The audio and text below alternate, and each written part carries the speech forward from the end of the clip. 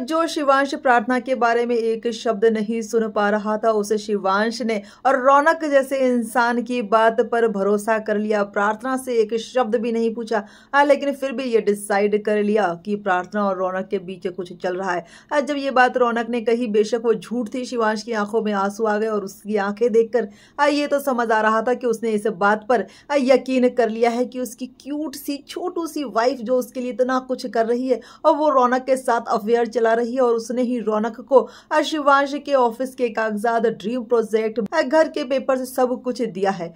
लेकिन ये जो हग सीन आपको देखने को मिलने वाला है, ये प्रार्थना का सिर्फ एक ख्वाब है, एक सपना जो अधूरा रह जाएगा, टूट जाएगा, क्योंकि प्रार्थना के ऊपर एक अलग ही प्रेशर बना दिया गया है, जिसे ये लगता है कि अगर वो शिवांश को छोड़ देगी तो शिवांश की जिंदगी में आई मुश्किलें सोनालिका खत्म कर देगी और शिवांश एक नॉर्मल रेपुटेड लाइफ जी पाएगा। लेकिन शिवांश को कैसे पता चलेगा कि उसकी प्रार्थना इनोसेंट है? फाइट के दौरान जब शिवांश ने कहा कि प्रार्थना मेरी है, मेरी पत्नी है, तो वो शब्द सुनकर व्यूअर्स इतने खुश हो गए, लेकिन रौनक की बात पर शिवांश को यकीन बिल्कुल नहीं करना चाहिए था। जिस तरह वो अपनी बुआ माँ और सोनालिका से लड़ गया था इस बात के लिए कि प्रार्थना गलत हो ही नहीं सकती, उसे यहाँ भी स्टैंड लेना चाहिए था।